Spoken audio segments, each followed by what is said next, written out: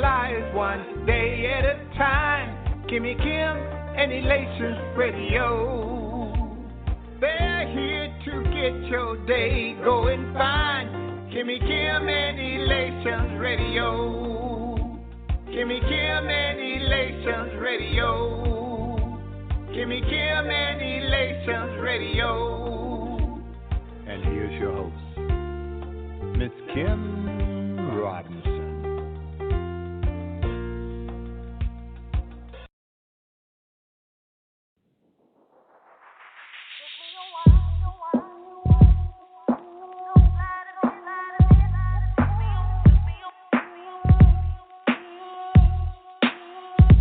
Took me a while to get to this place.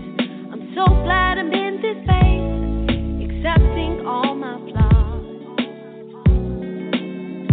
embracing authenticity, 'cause there's nobody quite like me.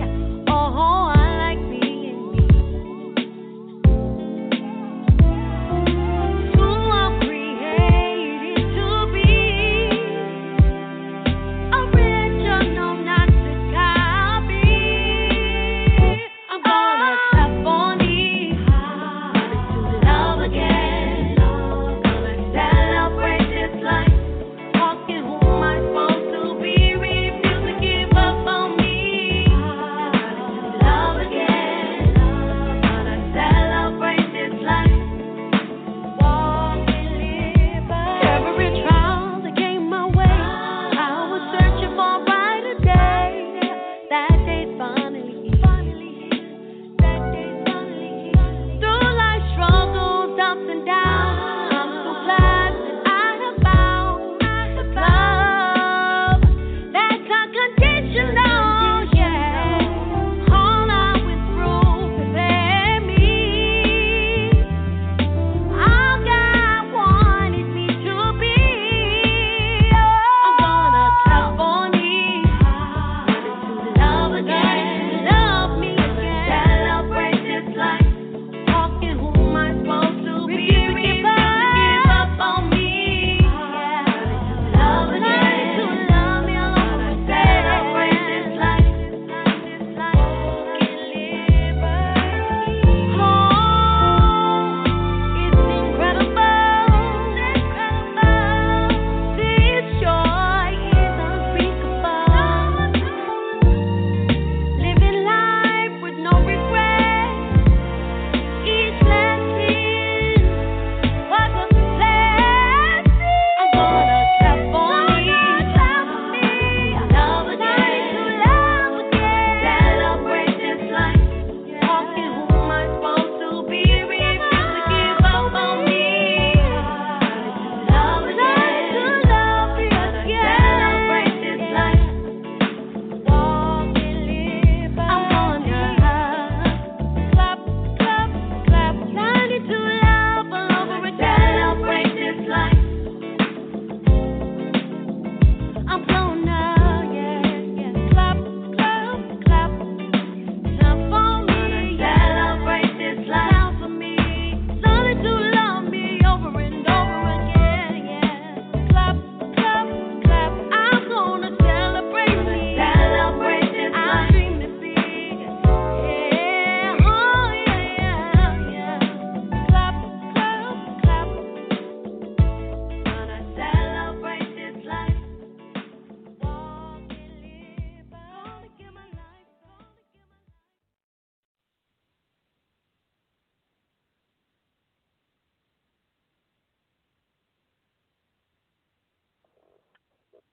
Hello, everyone.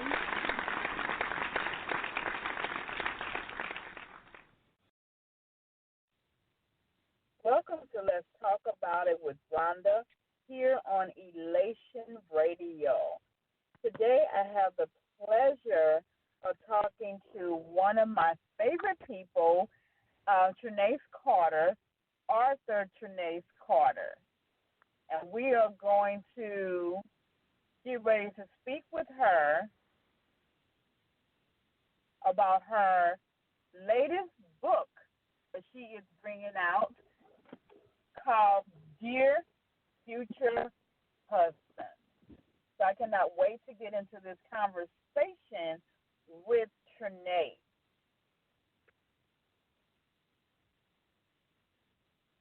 How is everyone doing today? While we are waiting for Trinae to come in, I have a couple of announcements for Elation Radio. I want to remind everyone that we are preparing for the Elation Honors 2019 weekend. It will be held at the Drury Inn and Suites in St. Louis, Missouri, the Brentwood location. The dates are November 15th through November 16th. You can get your tickets on Eventbrite.com. Ticket prices range from, I think, $25 to $80, depending on your ticket price, depending on the ticket that you select. So please join us for Elation Honors Weekend for 2019. Again, the dates are November 15th through November 16th. We are going to have a glorious, glorious time. All right. So I want again to introduce you to one of my favorite people to talk to. Her and I have lots of different conversations about lots of different things. And yes, husbands are one of them. So I'd like to introduce you to author Trinae Carter out of Houston, Texas. Hi, Trinae. Hey, girl, hey. How are you? It's so nice to have you on my podcast today. I am good. I'm excited. Today's been pretty good. So listen, we are super duper excited to talk to you about your latest project, Dear Future Husband.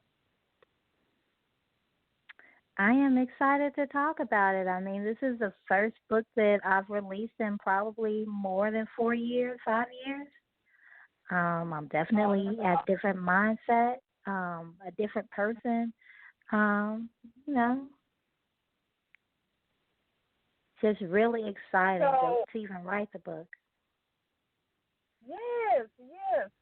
So tell us what made you decide to write this book entitled Dear Future Husband. Well, it was not supposed to be a book, actually. What it was a post to a person that I'm kind of seeing.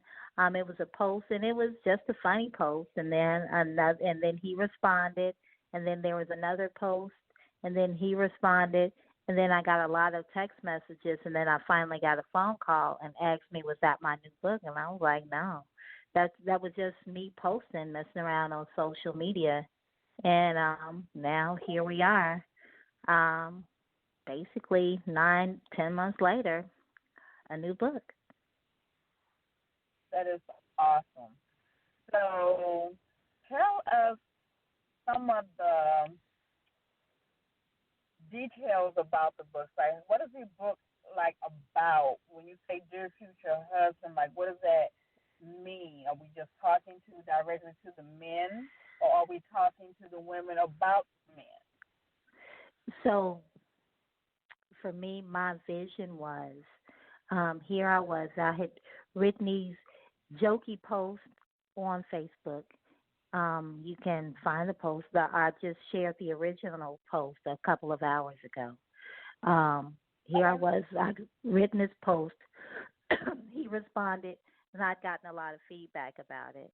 And I was like, where can this go? So I know you and I talk about marriage, and, I have a lot of married friends. I think I have more married friends than single friends, but my single friends do want to be married. So it's a real conversation with single women that are married-minded. They want to be married. So it just started off like a conversation.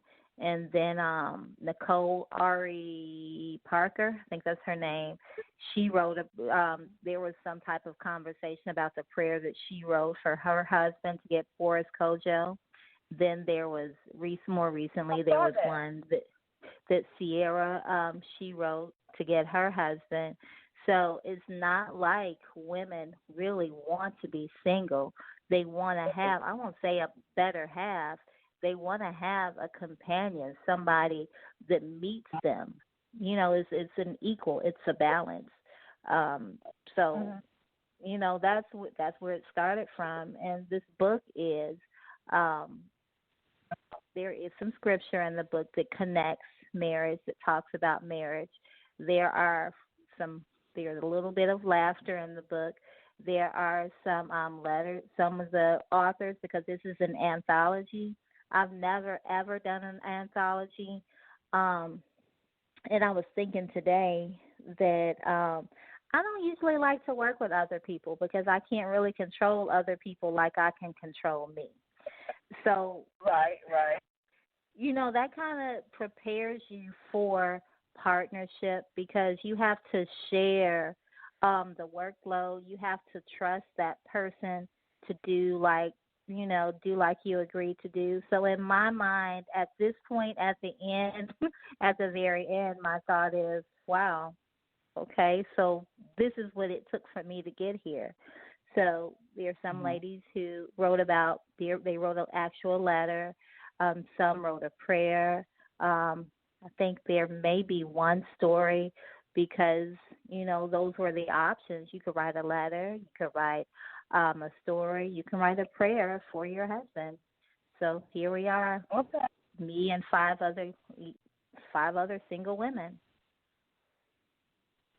That's awesome. And I think the journey from being single to finding the mate that's right for you is something that, should be talked about. You know what I'm saying? And women have the right, the courage, the whatever to describe what they want for them because it's not the same for everyone.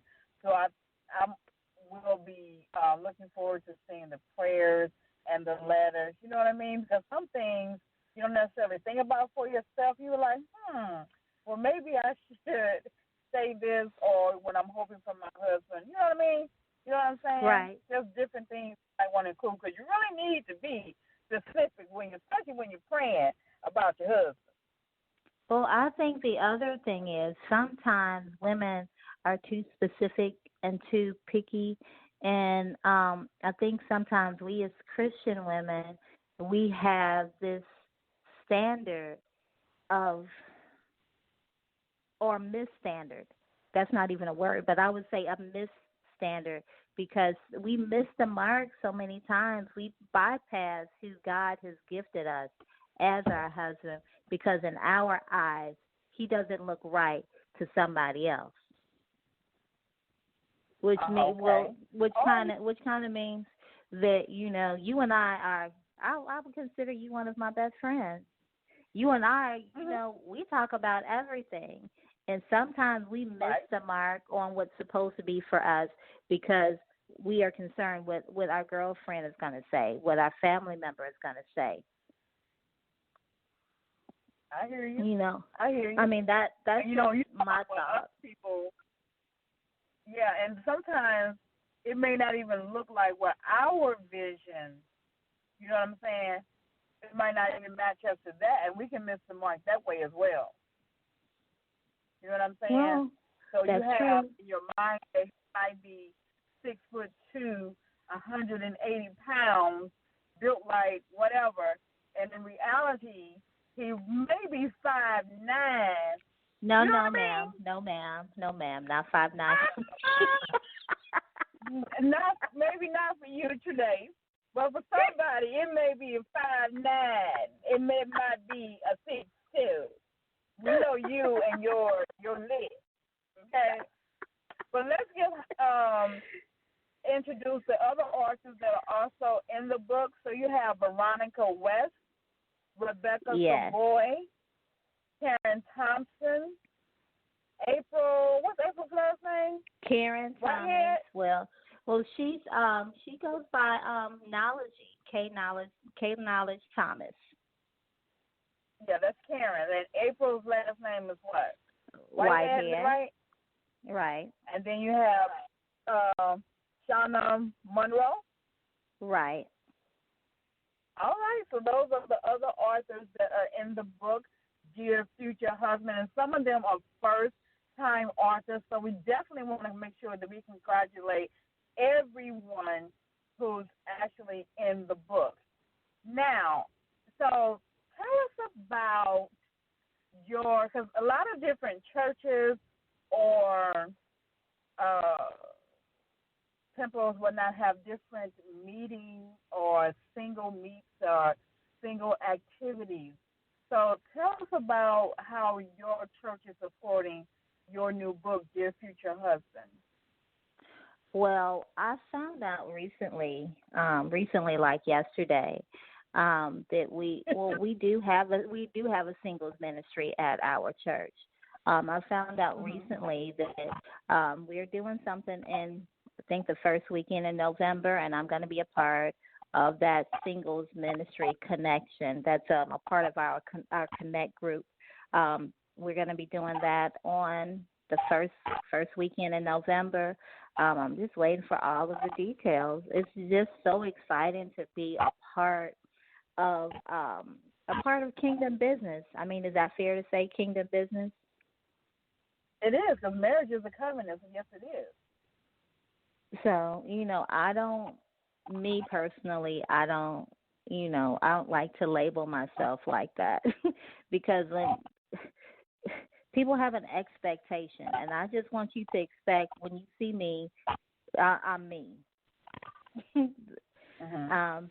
So I just want to be able to be me, be authentic with who I am, and be authentic with my story. And I was telling a young lady at my church, she's so excited about the book. I think she runs up to me every Sunday. You got a book? You got a book yet? I want the pre-link. I need to buy it. I was like, well, it's coming. So I showed her the cover on yesterday, and she said, oh, I can't wait to read this. I said, you'll look at me differently. No, I won't. I say, no, it's very funny. You'll look at me differently. And she said, well, you're always funny. I say, no, this is not church funny. Because me, church funny is different from outside of church funny. I can be very real in my book. And that's what a lot of people say when they read anything that I've written. It's just like talking to me. So I like that people feel that way, so that's kind of cool. But I am so excited about this. I wonder who this is going to touch or who this is going to help. Right. I think you would be, and I'm hoping that you're going to be pleasantly surprised to know that this book is going to touch different women in different ways. Specifically, like I said, those who may be seeking to be in a marriage or to complete or add to their lives by adding a mate. You know what I mean? Right. I think you're going to be pleasantly surprised. And when I look on Facebook and see all of the different comments about relationships, and like I said, actually, Tanisa Forrest is in a singles ministry at her church. She's actually in, I want to say, Delaware.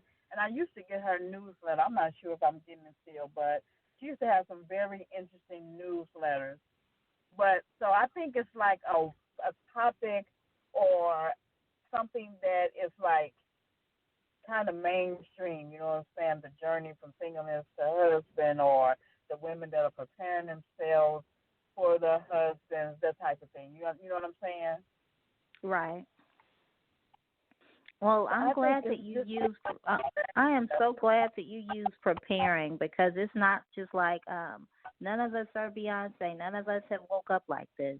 It's definitely a preparation to being married, and I don't believe it. I don't believe it's something for faint of heart. It's going to be something that you to be changing and growing together all the time. And I mean, if you're not conversing, I don't know. I'm just looking forward to, because my thought is, I believe if you have the desire to be a wife, that means that God gave you that desire. He has a ministry in your marriage. It may not be in a church. It may be somebody that you're connected to, or someone you may run across that your marriage helps. Okay, I So like that. when I say ministry, I don't mean, on the pulpit, because God knows that's not me. But I mean, your marriage is for some purpose. So if God gave you the desire to be married, then you will be a wife. It's just a matter of when you'll be married, because he gave you the qualities to be the wife for that specific mate that he created for you. I love that. I love that. You know, and this is just me. And you know how we talk and the things that we talk about. My mind,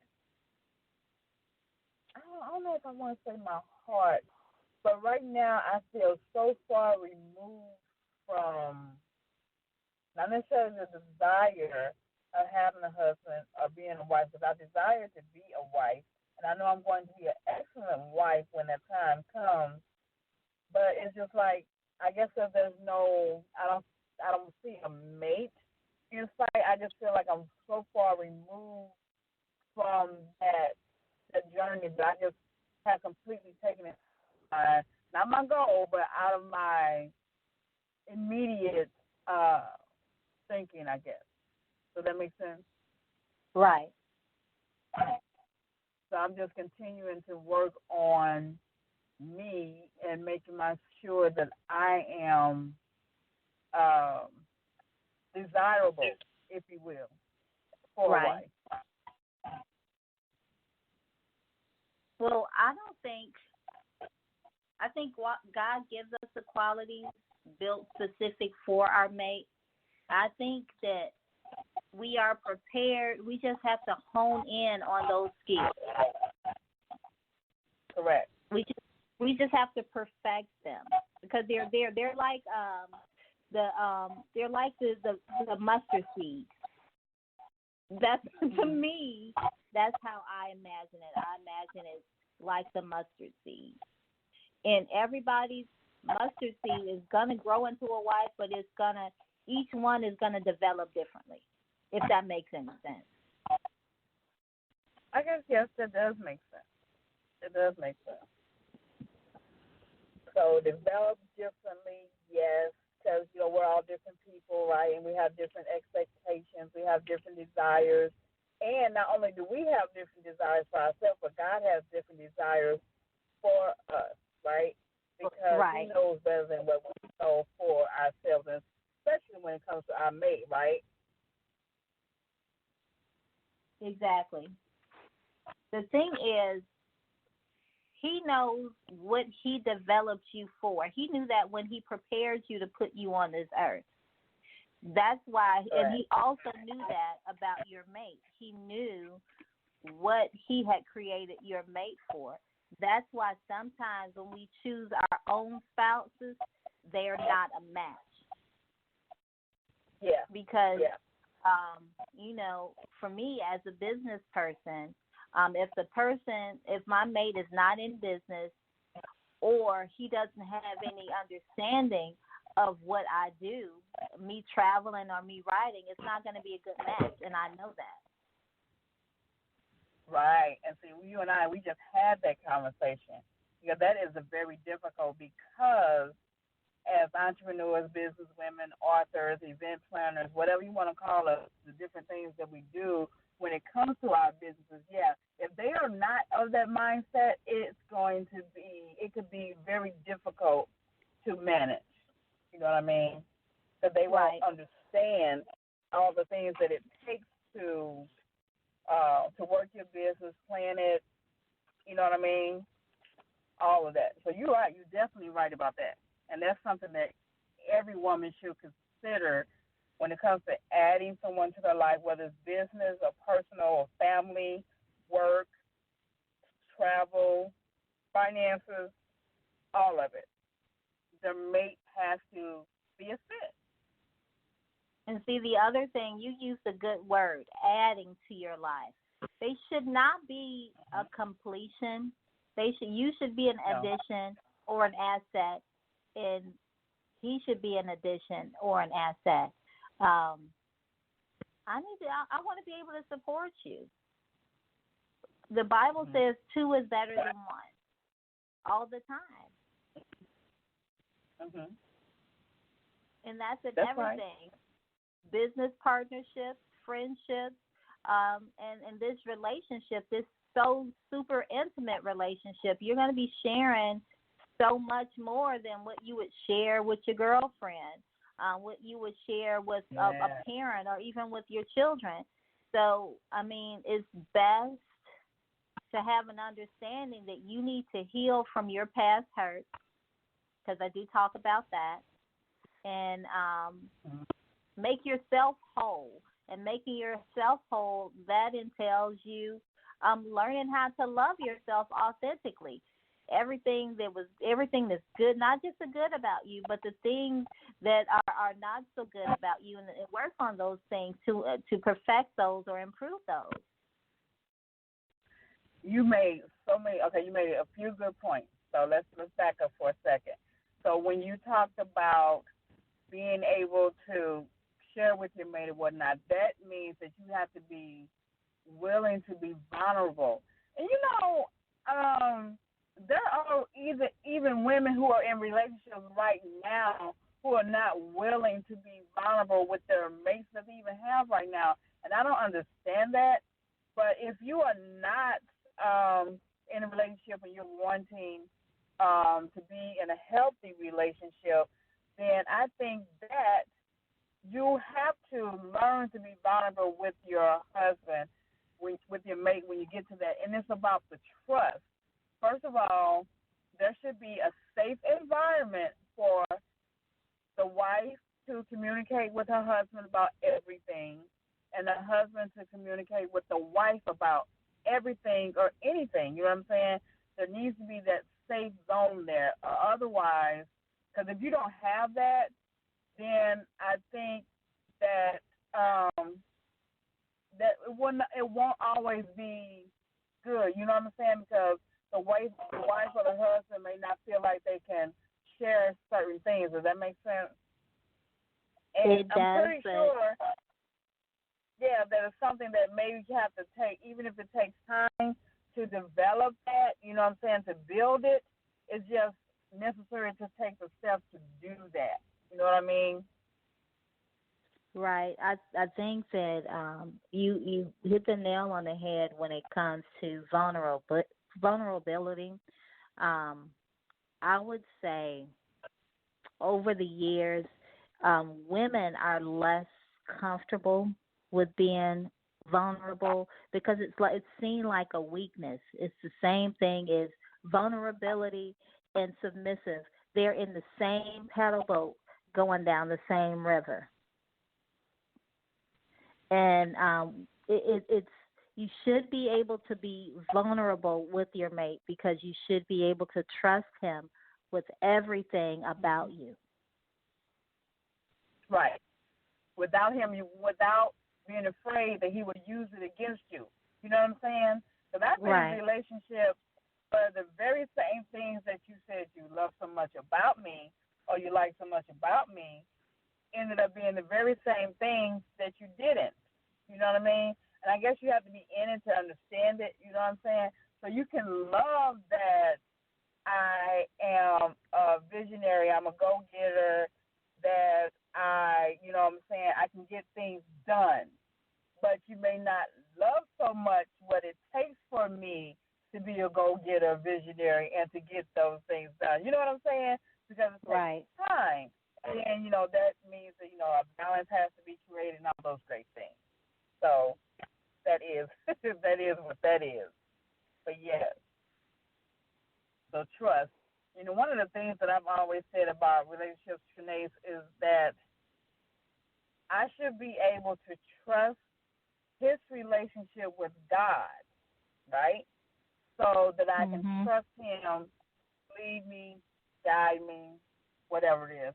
And that will, in turn, help to create and build my trust in him as a person and create a safe space for me and the vulnerability so that I can be comfortable when I need to tell him that I messed up something or something didn't turn out well, or you know what I'm saying? Because we're not perfect, so Right. you know things can happen. You know what I mean?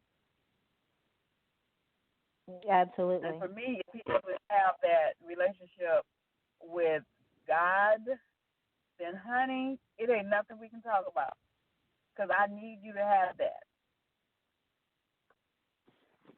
Right, but the other part is I need you to have that. But I like going to church on Sunday.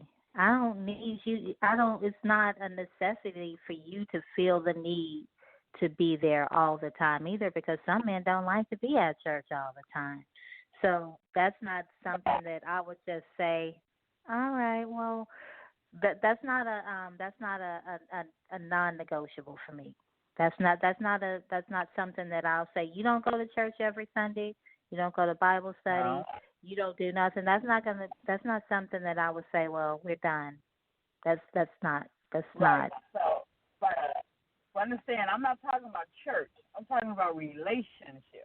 Right. I need him to have a relationship, not church. People can play church all day. People can play church on Sunday and then turn around on Monday and be acting a fool. That ain't no. I mean relationship. So for me, when I say relationship, it means that when I don't have to have a doubt in my mind that I know that you have me covered in prayer. You know what I'm saying? Right. Or, you know, we can pray together, you know what I mean? Just those things. Although I know that we can get in the Word, and I know that you have the Word in you and that it's going to come out of you when I need it to. You know what I'm saying? Right. But, yes, that's what's important to me. So what do you think has been one of the most important lessons for you in your journey of being single on your way to, you know, developing yourself to become a wife? Have you thought about that?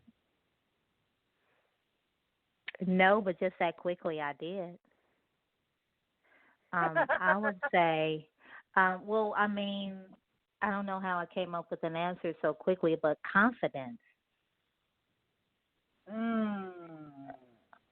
Men love confidence. And I know that seems weird because I mean I speak, I'm confident. I write, I'm confident. I do a lot of things that I'm confident about, but sometimes things shake my confidence, and that part right there. I'll give you a perfect example. He and I were talking a couple of months ago, and he had just taken on the responsibility of part ownership of his dad's business. And he was telling me about his day and about different things that he was doing. And I was like, well, I'm so proud of you. He was like, oh, that makes me feel so good. I said, get you a wife. That's what a wife will do for you every day. And we laughed. And then, you know, then he asked me about two book projects. I'm working on this one I was working on, and another one I've kind of been playing around with this children's book for years. And I was like, well, you know, I'm just not confident in that. And he was like, well, I've never seen you not confident about anything. Okay. So the fact that he saw me as strong and confident, I want him to see me vulnerable, but I want him to see me as confident too. Gotcha. Do you think women understand, and I guess I'm talking about these 2019 women, us, our age group, understand that, okay, let me back up. Saw this post on Facebook, it's either Facebook or Instagram, and basically the lady in the video was saying that women are so busy trying to be a boss chick, you know, the whatever, that they are forgetting to be feminine. I agree. They are forgetting, to let the man be the strong one and to let the man you know, bear things on his shoulders and she don't have to carry it all. Do you think that we are in this day and age that we are forgetting that and kind of making the roles unbalanced? I definitely do. Unfortunately, um, I think there are a couple of different reasons why. Um, and for me, there are some things that go on our in our ethnicity that disallows or prevents us from making these things happen. And first of all, we as African American women, um, we have the most pressure. Um, we are the most disrespected, most dishonored in this country. And the fact that we are single mothers, a lot of us are single mothers. We're raised by single mothers. Our mothers were raised by single mothers. We are taught that we have to be strong. That's for me. That's the main thing. We're not taught to be sensitive. We're not taught to be feminine or soft. We have to be hard because we have to go hard because we are responsible for a lot. The other thing is, I have sons, and I raise my sons a particular way. I always have raised them. You all are kings. You all are royalty, and I think the mistake that we make as single mothers sometimes is we try to overcompensate for dad not being around, and we give a little bit extra, and we're a little bit soft, and we're a little bit on them, and we don't have the idea that this is going to be some woman's husband. Yeah, So that's my thought. I always tried to raise my boys the best that I could, although I dated seriously a guy for a long period of time. He wasn't a positive male influence. Their godfather was a positive male influence, but I also raised my grown men now to be kings, and they knew what they had to be responsible for, but they also knew because mommy showed them these are the bills. This is what I'm responsible for. You want a girlfriend, you're going to have to take her out. Not with my money, your money. So I know that's right. I never mind the same thing. That's right. So, I mean, I can't teach him how to be a man, but my responsibility is to teach him to be the type of man that I would want as my husband, if that makes any sense. I can't very well say there are no good men, knowing I'm raising men in my house. I'm not raising boys, I'm raising men. That's right. That's right. And you're right about that because that's one of the things, the conversations I have with Rhonda, that in the language, I know when we are talking about girlfriends, I always call them looking after your girls, but I tell him one day he's going to have a wife and a family that he's going to have to take care of. So all these little things that I want him to learn are going to come in handy one day. You know what I'm saying? Every once in a while, I send him over to my uncle's house, and he needs to go over there again, so he'll be around some men, and I know my uncle will show him some different things, whether it's defending himself or working on a car or fixing something. You know what I mean? You know what I'm saying? Because one day you're gonna have a wife, and you're gonna need to know how to take care of her. You know what I mean? Right. So you're absolutely right, Janae. That those are the things that we have to instill in our boys, our young men. Because I don't want um my son to be no trifling husband to no woman and to be talking about who is your mama. Your mama didn't teach you nothing. You know what I'm saying? We women, so we know, you know what I'm saying, what we would desire or expect. So we're gonna impart those things to our sons. Right. Definitely. I think that's something that sometimes we don't really consider. But that was always important to me as a single parent, as a single mom, because I was never married.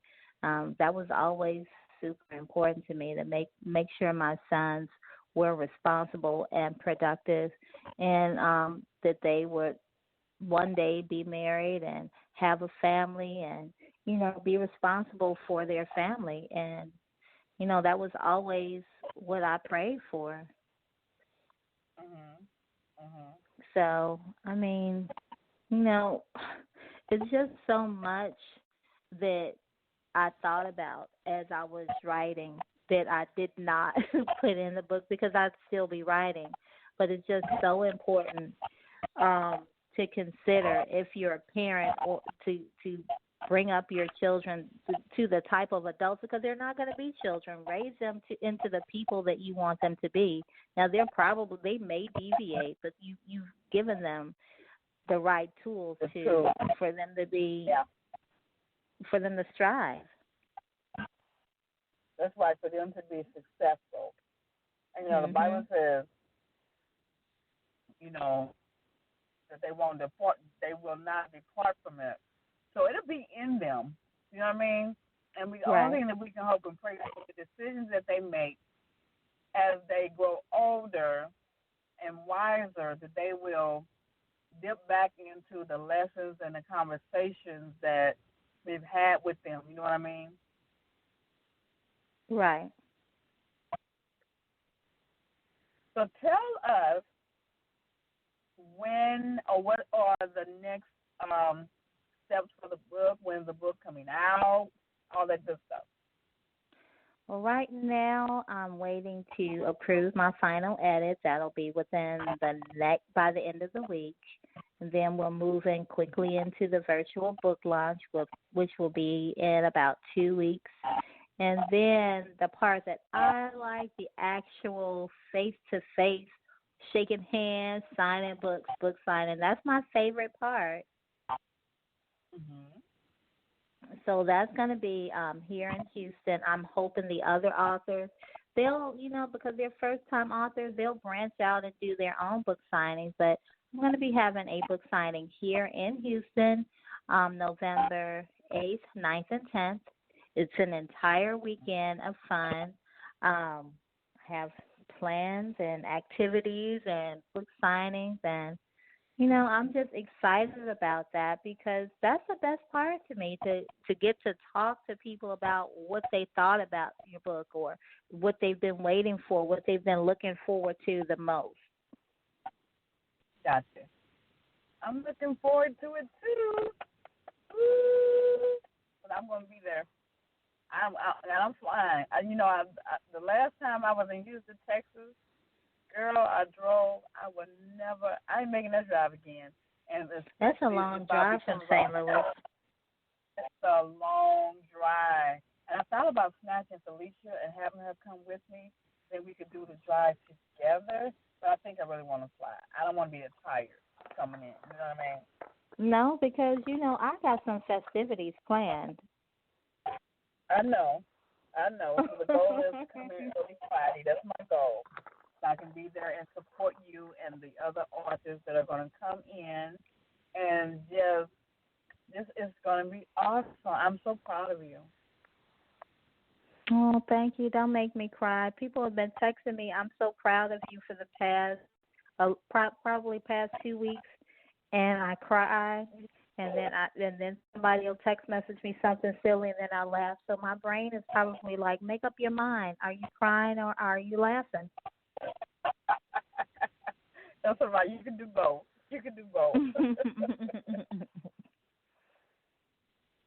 Thanks so much for joining me on my podcast today. Oh, thank you so much for having me. Thank you so much for having me. You're welcome. You are definitely welcome. I wanted to be one of the first interviews for you for your new book project, Your Future Husband. And we are looking forward to the book signing that's coming up. Give us a date one more time. The book signing here in Houston is November 8th, 9th, and 10th. The 8th, that's just like a mix and mingle day. But the 9th, there's a book signing. Then we have an evening activity, and Sunday we'll have brunch. And what's the hotel that the book signing will be in on Saturday? Well, actually, it's going to be at the D Spot. That's my church. We're going to be having it in one of their buildings. Yeah. We have the Marriott for $89 a night, and you know you can't get the Marriott for $89. I know that's right. It is one of my favorite hotels, and you got that right. My favorite hotel brand. You got that right. So yes. Well, thank you, Miss Carter, for joining. Let's talk about it with Rhonda right here on Elation Radio. It has been a pleasure, as always, to talk to you. And, of course, I'll probably talk to you either later on tonight or tomorrow. All right. Well, we will talk soon. And thank you again for having me. You're welcome. Your future All husband, ladies and gentlemen, get ready for the book signing coming up in Houston, Texas. For more information, it will be on my Facebook page as the information is made available. So thank you all for tuning in to Let's Talk About It with Rhonda here on Elation Radio. And don't forget one more time that we are preparing for the Elation Honors 2019 weekend, the weekend of November the 15th through the 16th. Get your tickets on eventbrite.com. Thank you for joining in. This has been Rhonda McAllister, your radio host. Let's talk about it with Rhonda here on Elation Radio. Talk to you later. I will see you at the top.